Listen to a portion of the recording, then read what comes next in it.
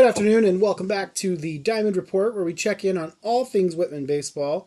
The Blues will be scrimmaging at home this weekend, but with no official games to be counted, we've got a bit of a shorter episode where I had an opportunity to catch up with Blues catcher slash first baseman slash designated hitter senior captain Halen Otte. And then back early next week, Cody and I will be back together to record to talk about the first couple weeks of the season, as well as preview the first home series of 2026 against the George Fox University Bruins. But until then, enjoy this interview with Halen Ott. Hey, Blues Nation, welcome back to Dugout Talk, where we're going to venture off the field and take some time to catch up with the source, interviewing someone with Whitman baseball to get the scoop straight from the horse's mouth.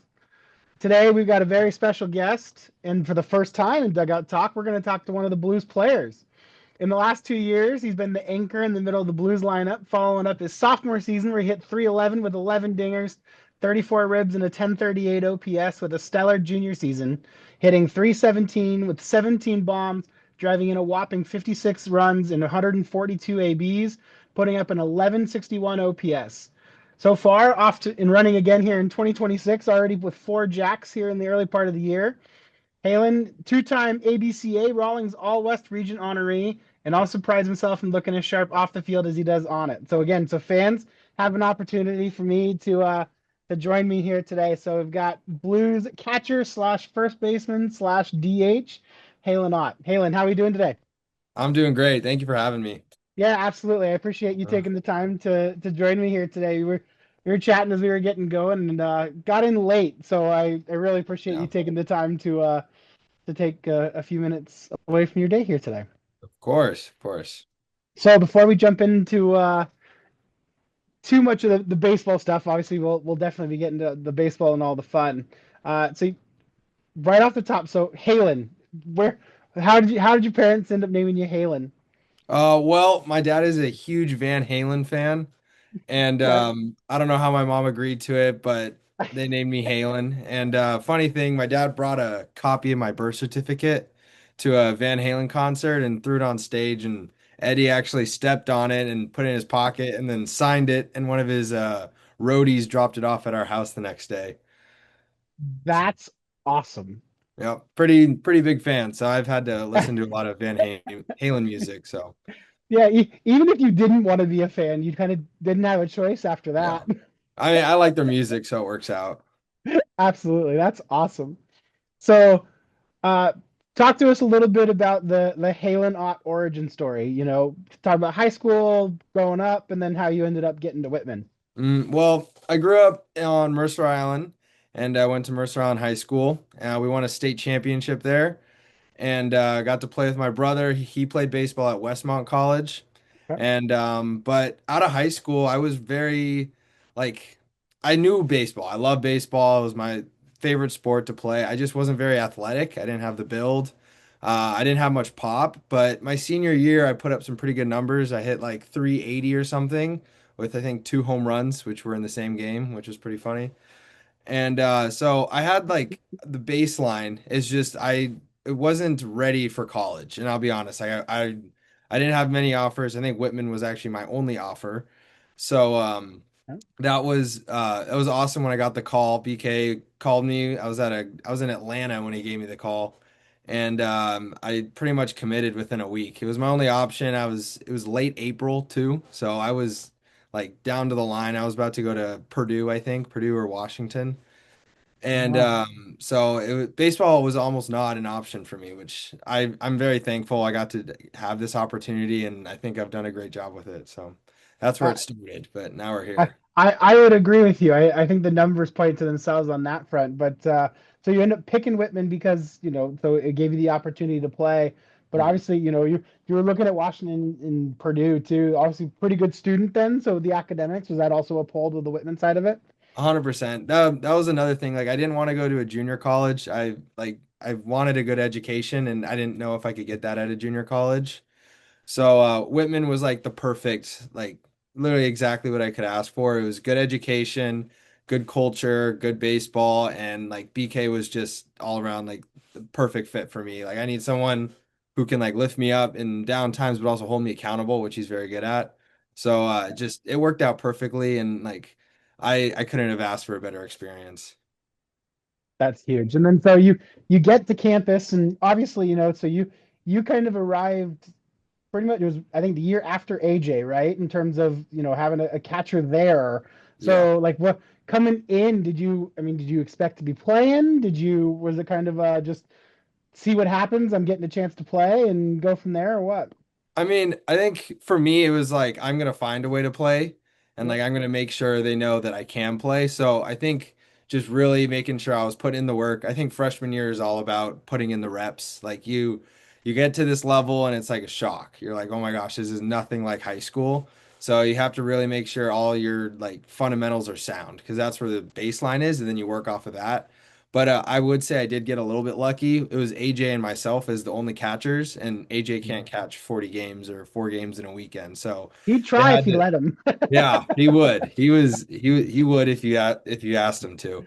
But it was easier on both of us, and I started playing, started off really well and like catching really well. And then it kind of the season caught up on me a little bit. My body wasn't handling it too well. I was getting really sore, tired throughout the weekends. And near the end of my freshman year, I wasn't playing much, but I used that as like a great time to put in extra work. And then went into summer ball and played really well and came back sophomore year ready to go. So that's kind of how it started off, I'd say.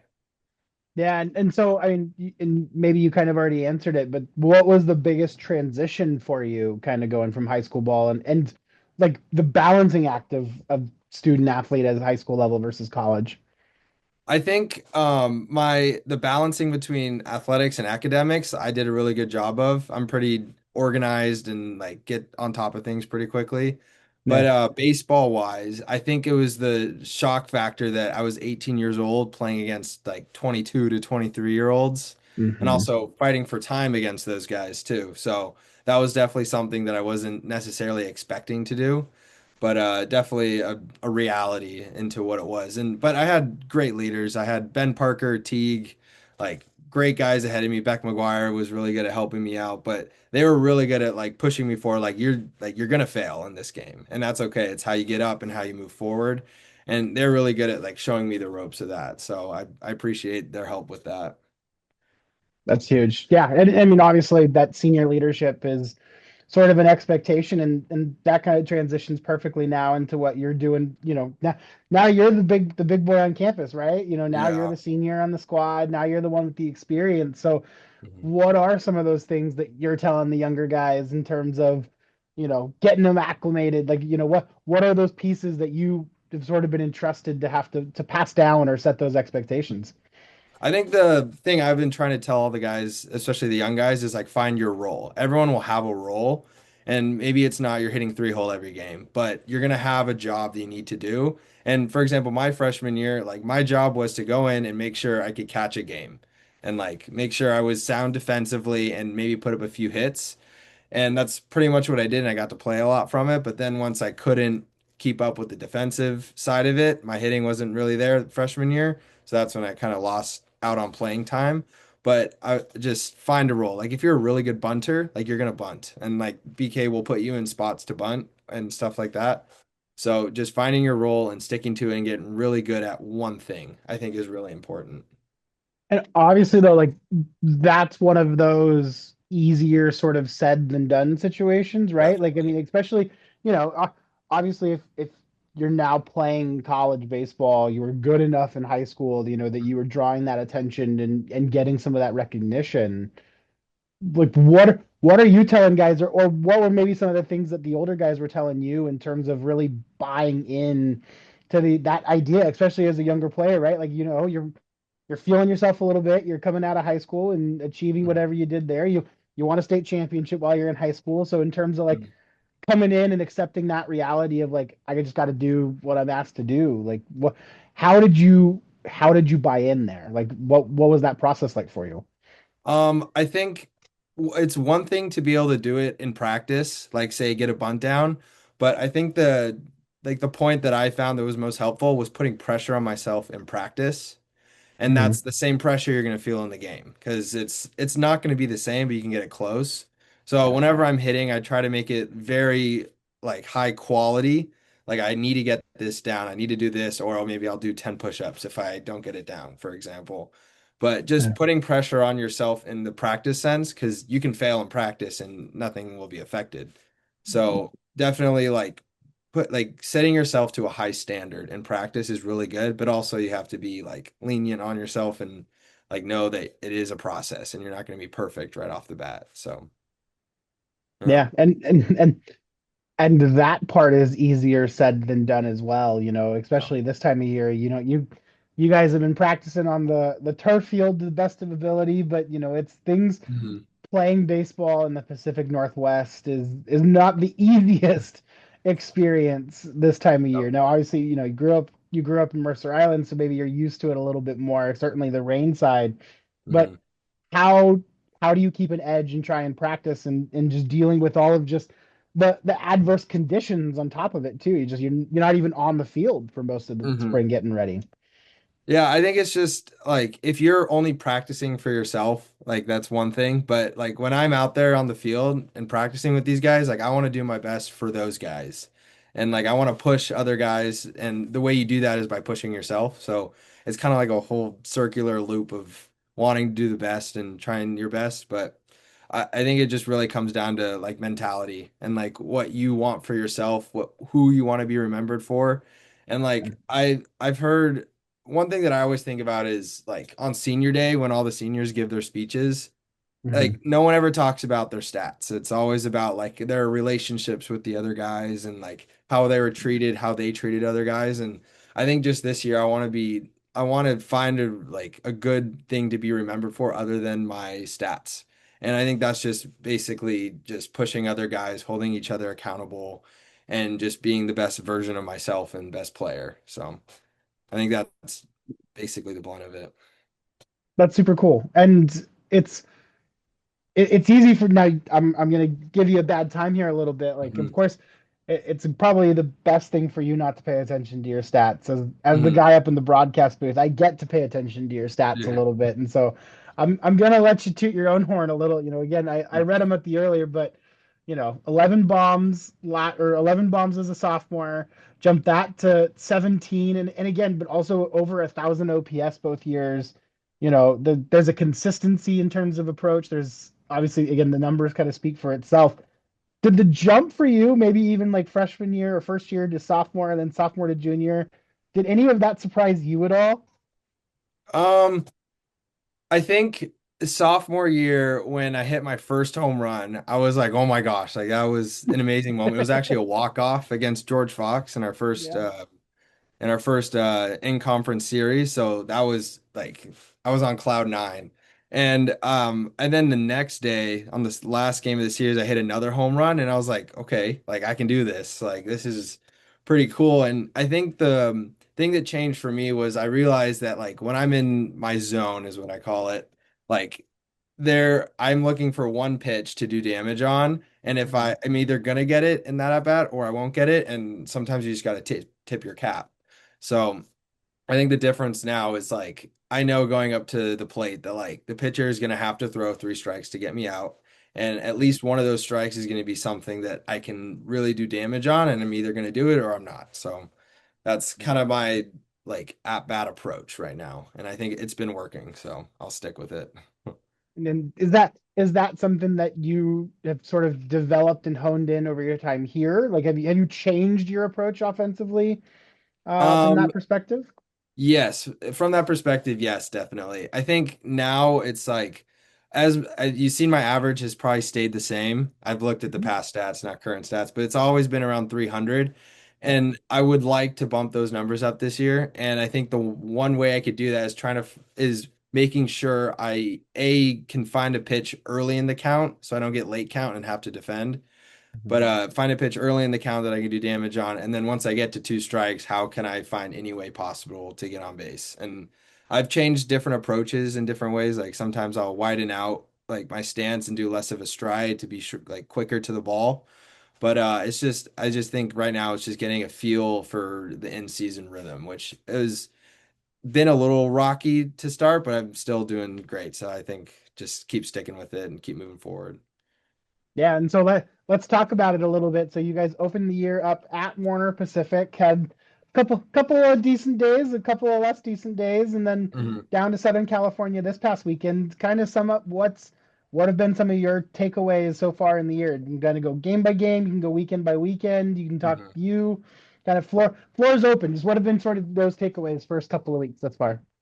I think the takeaway so far has been that like if we as a team come together, like we can beat anybody, and I think it's simple as that. Like I think the first 2 days against Warner Pacific, like everyone like vibes were high, everyone was excited to play, everyone was flying around, and we went 2-0. And then came Sunday, and I could tell when we got there everything was flat. Like I could tell we were tired, bodies were sore, and we just didn't come out ready to play, and it showed. So same with this past weekend. Redlands was a really good squad. Like they had hitters like 1 through 9 that could do damage. They had some pretty darn good pitching. So it was like we just came out flat on the first day, first 2 games, and it showed. And then the third game, it was a walk off from them. Great job. But we played really well, and we were like, let's just use what we were using today and go beat Pomona tomorrow. And it came through, and we did it. So I think just rallying everyone together, making sure we're all on the same path with the same goal, and sticking to our approaches as a team, and it's just gonna work. I think we're doing a great job so far. And along those lines as well, you certainly are dealing with something different, especially for the guys that, getting their real first taste of college ball, of playing 4 games in 2 days, right? Like that is also something that you're not doing in the high school level. Like maybe you got some of it in travel ball and some of that kind of stuff when you're younger, but it's certainly having to perform at the level you have to that many games sort of in a row. Like, are you talking to guys about taking care of bodies and just sort of what to expect from that perspective?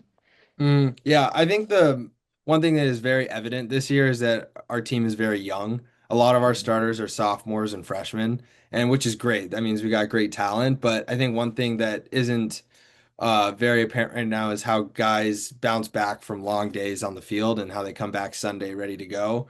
And I think that'll come as the season moves on. I think it was good that we kind of got punched in the face this past weekend because now we know what we got to do. But I think just as the season moves on, like I always think of it like a bell curve. Like the first few weeks you're super sore. Then in the middle, like 3 weeks in, you're like, oh my gosh, I can't do this. And then you get over the edge and you're like, okay, I'm fine. And then it's just weekend Uh, after weekend, you're ready to go. So I think we'll get into the flow of things and bodies will shapen up the way they should. And I think we'll be fine. one last question, real quick on Redlands too, and this is totally an aside. That is one of the most bizarre warning tracks that I think I've ever seen on a baseball field in right field. Did Mhm. you guys like go and just kind of check that out or explore it or like right It, fielders talking about it a little bit or what happened there? it is just a 45-degree angle of dirt. Like there is, if a ball goes up there, there is no way you're catching it. Your feet sink in the dirt. It was bizarre. That is the best way to put it. That was a new one for me as well. Like watching you guys over the weekend a little bit. It was just like I Mhm. have never seen. I mean, I guess talk about a warning track. I mean, it's definitely a warning, but you're not going to even make it to the fence because you're not going Yeah. to have any feet in the ground. So Uh-huh. I I think the I funniest thing is the balls would like plug in the dirt up there, so you'd have to go climbing up to grab it. But that's fantastic. mhm. Again, so we're dugout talk here. We're talking to Halen Ott. Again, I'm calling you just first baseman, catcher, DH, just all of the above that you really kind of settled into, and I'm sure will be kind of depending on the day. Mhm. We've also, so you mentioned some of the younger guys, and I want you to have a chance to talk about some of them too, but also the coaching staff is also different, right? So, like, Mhm. both you got, Coach Wadalo's no longer here, Coach Hara is no longer here. Obviously, Kitamura's still around and will be, I think, with this program as long as he wants to be. But, so Coach Chavez comes in. I'm calling him Chavi, by the way. So he's Chavi for Yeah. me. And then Bick getting to come back and being around. So, kind of talk about just what that's been like, both getting to meet and kind of getting familiar with Coach Xavi, and Mhm. uh, and then just having Bick back around in terms of what that's done for you guys.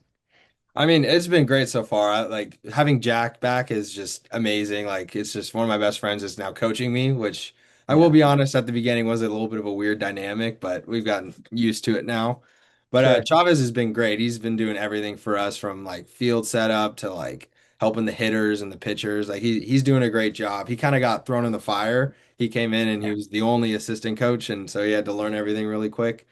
But no, they're both doing a great job. I appreciate everything they're doing. They had a lot to do this weekend, I'll say that, especially with some of the things that we were unforeseen, but they're doing a great job. Yeah. And good people, right? Like I think it's Hmm. always easier to buy into what's being said when when Hmm. you also kind of you trust what's being Yeah. said, right? Like I mean that part matters. Hmm. And their baseball background experience have like both of them were great baseball players, so that also helps Yeah. with like the younger guys, especially trusting them and listening to what they're saying, and it's just it's working well. Yeah, absolutely. And then, to again, you mentioned it's a younger team. You got some of the first years from last year, TJ and Nate and Jonah that are certainly contributing and getting meaningful minutes. And then you got other guys, Wyatt having a chance to be healthy and you have a chance to play. And then some of the first years coming in, I named a few, but I'm going to kind of turn it over to you who, give some guys some love where you want to. Yeah, I mean, the first one I want to bring out is Chris Nobrega. He Hmm. hit an absolute mammo home run this weekend. It was like on a line, like 400 feet right field. I think that was his Yeah. first hit too, which was pretty cool. And Yeah. then right after his next at bat, he hit a line drive right up the middle. So I just think getting these younger guys, like also Jordan Montemare, he's doing a great job at shortstop. He's hitting the ball well. I just think getting them comfortable in their position is just going to be like key, and I think it's just going to be only up from here. Like they're doing a great job as it is, but Yeah. just settling them in, getting those nerves out of it, like out of themselves. I think as a freshman, you're always a little nervous, especially the first few series. You're like, this is new. I'm playing against really old guys, and Yeah. it's just getting them used to it and comfortable. I think will be really important. Yeah, absolutely. And so you guys, you're off. Well, I'm saying off. You're not playing official games this weekend. Mhm. And then you get a chance to open up at home, finally getting a chance to play some home games here in 2026. What sort of are the things that you guys are now talking about here in the next 2 weeks in terms of getting ready to open up the conference schedule already? Mhm. I think it's just where guys are going to be, like where their main positions are going to be, how BK is going to move the pieces around on certain days, depending on pitching or how guys are feeling, how they're hitting is going to be important. I think the big standout this year is that we have a lot of depth on both sides. We have a lot of hitters that can do really great things on the dish. And then you also, our bullpen this year is like, they're really like, we got a lot of really good pitchers. Our starters are really good. And I think one thing that's really evident this year is that our bullpen is like, I think the best bullpen we've had since I've gotten here. And we got like at least 10 arms that like they go up there. I'm like, they're gonna shut them down. Like this is gonna be fun. On top of our three great starters that we have, four, I guess. But Yeah. yeah, I'm excited. It's gonna be a good season. That's awesome. Well, we certainly love to hear that, and we're certainly looking forward to it too. Again, we're talking to Halen Otte, Blues catcher, first baseman, DH extraordinaire. Now, are we captain as well? Just so I make sure I'm getting all the titles Hmm. right. And senior Yep. captain, perfect. So it's senior year, and I think that there's obviously a lot too. Like, how's the academic side of house? Everything good there? You enjoying yourself? Getting a chance to do any non-baseball stuff as you're enjoying your senior year? Yeah, I mean, I'm only taking two classes right now. There So you go. that's my schedule's been pretty light, so I can focus it on more other things, less academic, which is nice, but I also need to make sure I'm getting my schoolwork done. So I bet other Yeah, than that, no, it's been a good semester. I'm excited. Yeah. good. Glad to hear it. And I know certainly, the thesis writing as an undergrad is a bit of a beast. So Mhm. you trying to do that during baseball season is about taking three classes from what I've heard at different times. Yeah, I mean, I passed my orals. Everyone on the team passed their orals for economics, which is great. Oh, great. So we were headed to Redlands the first day, and emails started popping up left and right for guys, and everyone was passing. So vibes were pretty Awesome. high. So yeah. That's fantastic. Glad to Hmm. hear it. Well, we're gonna jump into some other stuff. So first and foremost, the word around is that you're the guy that gets the aux. So when you're in charge, what's playing, whether that's locker room, on field, what are the music vibes, what's allowed, what's not allowed? What are you trying to do there? I think for me, I think music is really good at honing in like your nerves or honing in your mentality. So in the locker room, I think it's definitely more upbeat rap music, Mhm. EDM, stuff to get everyone going. And then depending on the day, when we're in the indoor hitting or something like that, I think it's either country or rock. Usually we have to keep it clean, so I can't really do Thank you rap for that, most by of the the way. time. No kidding. So definitely a lot of rock music. I have a pretty good rock album everyone likes. Some Stevie Nice. Nicks in there too. It's but Oh, okay. just I think keeping it upbeat. If it gets too slow, everyone starts getting quiet and tired and don't really want that. So definitely upbeat music for sure. Anybody else that you're like early on is kind of a okay, I can trust them with this, or the other side of it, anybody you're like you are not allowed to touch music, like you've Uh lost rights. See, I think most of the guys on the team would say I don't deserve to touch the music. They don't love my music. But I think Sam Lapping got in trouble with me a couple times on his music. But guys mix in and out sometimes. My phone dies pretty quick, so a few Yeah, guys have to take over here and there. But Chavez has a good album. Good that few was albums good. for sure. Yeah. Nice. That's good to know. Hmm. Uh, so kind of some rapid fire stuff. I'm gonna throw it here at just the ends here, a little bit. So, Hmm. uh, any sort of pregame rituals or things you have to do throughout a game? Um, I think every time I go up to bat, I always do the same exact like pre-at bat ritual, which is draw draw a sign of the cross in the left-hand batter's box, and then I touch all the corners of the plate, and then I set my direction with right center, left center with my bat, then I clean it off, spin it, and then point the bat towards center, and then I'm good, ready to go. Just get everything loose, get ready to go, get in a good feel. So that's probably I'm not what's the word? Like yeah, that's pretty Yeah, much all I do. that's the only superstition. You don't Yeah, need too many more than I'm that. not very Okay. superstitious. So if I ever find myself getting superstitious with little things, I'll do the opposite just 'cause. Oh, okay. Um, Nice. which might be a superstition in itself. So That's true. Do yeah. you have like a pregame meal or anything like that you turn to? I usually have to keep it pretty light, Yeah. which little snacks here and there throughout the game too. So yeah. Yeah, for sure. Uh, who is sort of the like coach or somebody that's probably had like the biggest impact on your playing career? Um, I think Jordan Hara on my offensive side for sure. Hmm. There was so many times last year I'd come in the dugout after a bad at bat. He goes, Halen, you're gonna go up to the plate next at bat, and they're gonna throw you a slider. I want you to hit it over the left center, like over left center. And I was like, okay. And I go up there, throw me a slider, home run. Like I think it happened at least 3 to 4 times. And it was just like coming in the dugout. I'm like, oh my gosh, that was awesome. So I That's think super cool. just also with all the mechanics, he was really good with all the data and like swing metrics. But I think one thing that was really cool was he taught us how to understand it. So now guys are in Mm. there using the all of the technology that we have, and they know what the numbers mean, and they know how to fix them. So I think that's a great thing he brought to the program. Yeah, that's huge. And real quick, we'll touch on this just for a minute because I've had some of this conversation with BK as well as with Chavi, and just obviously data has become such a huge part of what everybody's doing, right? Like, I mean, some of the big Division 1 programs in spring training, you've got labs, you've got your drive lines, you've got all that kind of stuff. How do you balance like absorbing and using the data with just kind of the old school feel on some of that kind of stuff too? I think the data is very important for getting you to a spot to where you can compete consistently. And then from there it's I think in my opinion it's just all feel.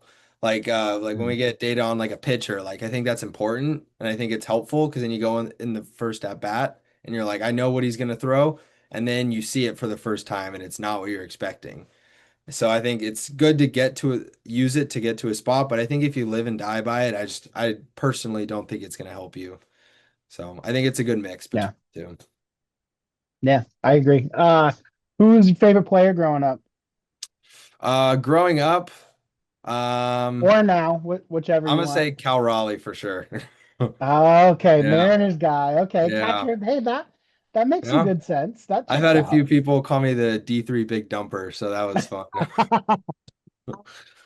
So yeah, Okay. definitely Cal Raleigh. I love the way he swings. I love the way he plays. He looks like a great guy. He works with the pitchers really well. Just everything like a baseball player should want to be is Cal Raleigh, in my opinion.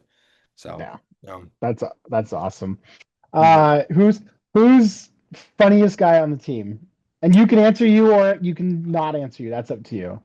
Um, I think Chris Nobrega, he is hilarious. Okay. He's always doing something funny on the flight. Like the flight back yesterday, he's a funny guy. I love him. He's doing great too. So yeah, definitely in my opinion, Chris Nobrega. That's fantastic. That's good to know. Again, hmm trying to find out where, where the good sound bites are going to come from. So that's hmm good to know. So we'll pay Yeah. attention to what Nobrega's doing. Yeah, Uh, definitely. that's awesome. Mhm. Uh, so and then okay, so and then Whitman, right? So post Whitman, you have plans or is it baseball or Mhm. other stuff? What are you hoping to do? Um, if I'm being honest, I don't know, which I'm okay That's with okay. right now. Just Yeah. sticking to school and baseball. But if I could play baseball again or more, I would love to do that. I think that'd be good fit for me. But other than that, I definitely, if I'm looking for a job, it's in economics or finance or marketing or any business side. I like all that stuff. Maybe data science, but I just don't know right now. So, Yeah. um, If you weren't playing baseball, what do you think you'd be doing right now? um. It's a good question. I think I'd definitely be golfing or skiing, Okay. 100%. Yeah, I love to ski. I haven't been able to ski since I started playing college ball because one of my good friends, he pitches for Pacific. Mm. The week before my senior year of high school started, he got in a really bad ski accident and he was our starting pitcher, like he was our ace, and he broke like two or three bones and he was out all the way until the championship where he threw the last like I think it was the last batter of the championship game to win it for us. So my mom's like, Wow. you are never skiing if you're playing baseball. And I'm like, okay, that's fine. I'll take it. So, Yeah, I remember those conversations every year in the spring. It was kind of yep, okay, mhm. like once this date hits, like you can't even touch it. So, Yeah. But other than that, golfing. I love golfing. So, are you any good? compared to who? I mean, my brother, he's a really good golfer. He makes me feel like I'm horrible, but then some of the guys on the team make me feel like I'm great. So, I don't know. Hey, well, I've always said I'm an economical golfer. I get a lot of swings for Mhm. my money. So Yeah, I that's like that. that's that's the way I've always put it. We're out there to have a Yeah. good time. So hmm again, having a chance to catch up with Blues catcher, first baseman, senior captain Halen Ott.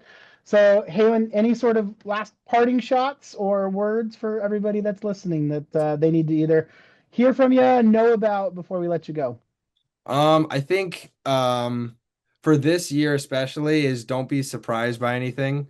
Like there's gonna be guys that are gonna pop through that you weren't gonna be expecting that are gonna do amazing things. So I just think don't be surprised with anything the Blues do.